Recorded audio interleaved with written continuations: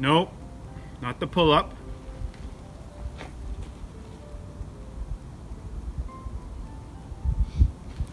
Or the push-up. In fact, the exercise that I'm thinking of is not even a physical movement. It's more of a mental exercise, a mental practice. The exercise that I'm thinking about is called the put-up. So often we are our own worst critics. We often criticize ourselves and say negative things to ourselves in our mind and sometimes even out loud. So we often do a lot of put downs. We put ourselves down. Praise yourself when you do a good job. Look at the good things that you have done.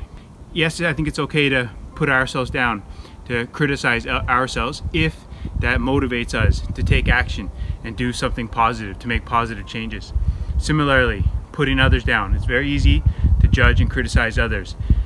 Instead, look for the good that other people do or have done. Today, give yourself a compliment and someone else. See how you feel. Too much time in the past I wasted dwelling on past issues and negativity